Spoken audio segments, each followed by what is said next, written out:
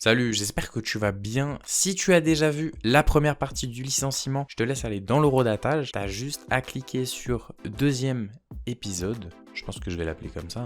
Et c'est carré mon ref, tu peux direct passer à la suite. Et ça veut dire que tu es un fidèle, donc je te remercie énormément. Parce que là, je vais faire un petit retour donc, sur la première partie, histoire de donner envie à ceux qui l'ont pas encore vu d'aller la voir. C'est bon pour toi? On se retrouve donc tout de suite pour la deuxième partie. Et ceux qui n'ont pas vu la première partie, restez encore un petit peu. Pourquoi est-ce que je vous ai dit de rester? C'est parce que la première partie, je vais donc raconter ce qui s'est passé pendant la période de stage qui se passe entre janvier et à peu près mai donc 2021.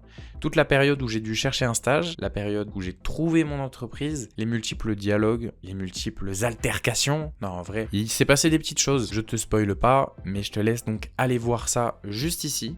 Et puis tu pourras évidemment revenir juste après pour regarder la deuxième partie qui concernera le passage de stagiaire à employé dans cette entreprise en question. J'ai tourné cette vidéo en même temps, c'est pour ça que je refais une petite présentation histoire que ce soit bien clair pour toi. Je te laisse regarder la première partie et on se retrouve pour la deuxième partie incessamment sous peu. Prends soin de toi et je sais pas quoi dire. Les gens ils sont heureux le matin comme ça là, ça fait plaisir.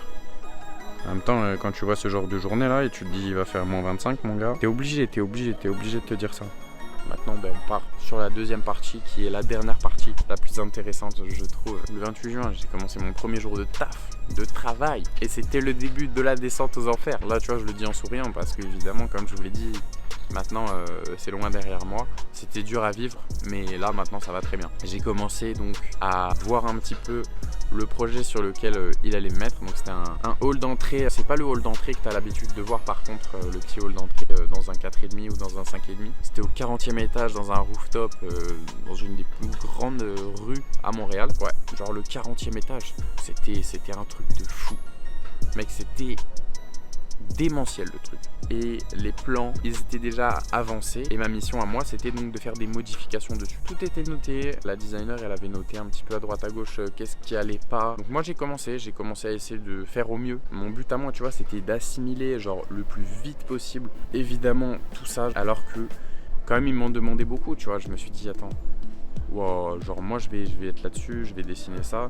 Les plans c'était vraiment incroyable, c'était du AutoCAD à 200%. Il y avait des élévations, des vues de plans de partout. J'étais en mode mais c'est trop stylé, genre si je suis là en 3 mois mais je vais devenir un monstre. Genre parce que je devais être focus, j'étais focus H24 pendant cette première semaine. Pourquoi est-ce que je dis que c'était la descente aux enfers? Parce qu'avec le boss, le dialogue était très compliqué. Pour moi, je pense que dans une entreprise, le dialogue c'est super important. Tu peux parler avec ton boss, tu peux parler de ce qui va pas, de ce qui va, de ce que t'aimes, de ce que t'aimes pas. Je trouve que c'est super important. Et là, il n'y avait aucun dialogue. Genre, dès que je voulais poser une question, ouais, il avait pas le temps quoi d'expliquer, il était là, c'était très compliqué. Très compliqué. Dès que j'avais une question, c'était ok, ça. Il prenait pas le temps de m'expliquer, c'était avec un ton un petit peu d'énervement. C'est là où la pression a commencé un petit peu pour moi à monter petit à petit, tu vois. Au début, j'étais trop content d'être là parce que j'apprenais énormément. Le deuxième dessinateur, il galérait un peu parce qu'il devait m'aider un petit peu à me présenter un peu comment ça marchait, les techniques de AutoCAD, qu'est-ce que eux ils utilisaient. Et j'assimilais, je prenais des notes à fond. Je te jure, je me levais vraiment tôt, c'était pour essayer d'arriver en avance, pour pouvoir continuer la première semaine. En fait, je m'étais mis dans la tête très clairement que j'allais devoir genre charbonner énormément, me concentrer à 100%. Tout était planifié, j'avais un petit peu aussi essayé de gérer mon alimentation en fonction de ça, tu vois, pour me dire ok, qu'est-ce qu'il va me falloir pour être vraiment focus pendant ces 8 heures.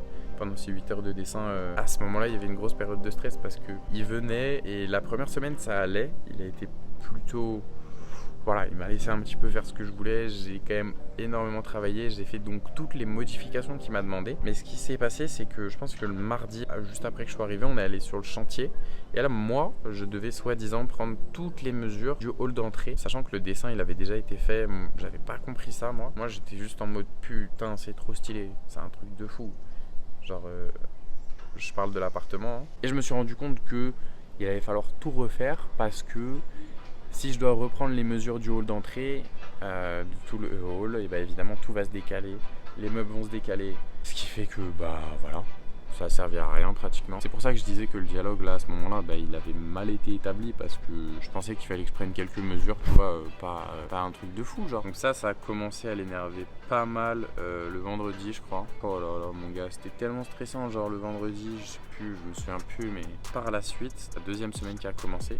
Là on est direct parti donc sur le chantier, je suis allé prendre toutes les mesures que je voulais, dont j'avais besoin. Et ouais, c'est là où je me suis rendu compte aussi que mon niveau à AutoCAD il était clairement pas assez élevé quoi pour ce qu'il me demandait, parce que là je me suis rendu compte qu'il me demandait 5 ans d'expérience sur AutoCAD à temps plein, sachant que bon j'étais motivé, mais bon ouais ça m'a calmé quoi. Il faut savoir qu'en stage il me demande de dessiner un petit bureau tranquille. Quand j'arrive et que je suis salarié, il me demande de gérer un projet tout seul directement genre. Sauf que c'est impossible, il y a tellement en conception, t'as tellement de choses à penser dans la conception, dans ta création de meubles. Genre il y a des matériaux, des sous-traitants, il y a trop de trucs, genre tu peux pas démarrer, genre c'est impossible. Et franchement, il faut déjà avoir une certaine facilité que moi j'ai pas forcément. Moi il faut que je travaille à fond sur le logiciel pour pouvoir être fort dessus. T'as des gens qui ont évidemment plus de facilité que d'autres, ça je le conçois totalement. Mais moi j'avais pas ces facilités là, donc j'étais motivé sans avoir le niveau. Je pense qu'il le savait et je sais pas pourquoi est-ce qu'il m'a fait faire ça. Mais ce qui se passe c'est que donc la deuxième semaine a été, je pense, encore plus stressante. Il partait beaucoup en chantier et il revenait. Quand il venait me voir, les seules questions qu'il me posait, c'est alors t'en es où mon dessin, il arrive. Putain, c'était tellement stressant, mon gars. Sauf que moi, genre, j'étais en mode. J'avais repris des nouvelles mesures, ce qui fait que la semaine dernière, c'est comme si j'avais rien fait, parce que il fallait tout redimensionner, ce qui fait que les meubles n'allaient pas avoir la même mesure. Il fallait replacer tous les meubles. Enfin, j'avais tout mon dessin, c'était la merde. Et je sais pas comment j'ai fait, mais j'ai tenu 2 semaines. J'ai tenu ces 2 semaines-là.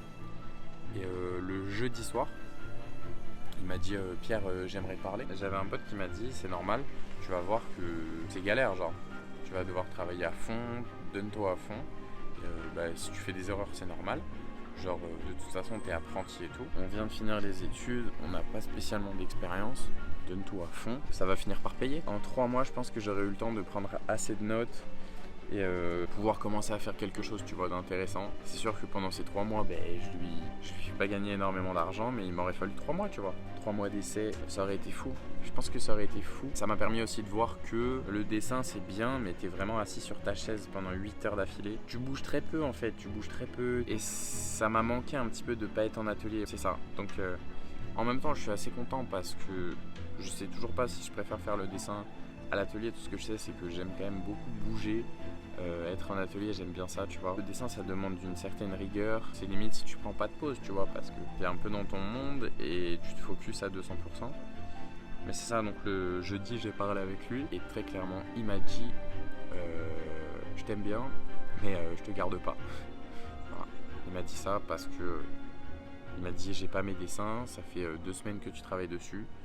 Je sais pas où ils sont, ça avance pas. Il y a quand même un truc qu'il a bien fait, c'est que il m'a proposé quelques entreprises à aller voir. Donc évidemment le jeudi j'étais pas bien, j'étais en mode nickel. J'ai étudié 3 ans en France, j'ai étudié 3 ans au Québec et je me fais virer au bout de 2 semaines à la fin de mon diplôme après avoir fait un projet qui me demandait un peu de temps. C'est ça. La seule chose qu'il m'a dit, c'était que lui, il avait été viré aussi à mon âge quand il était jeune.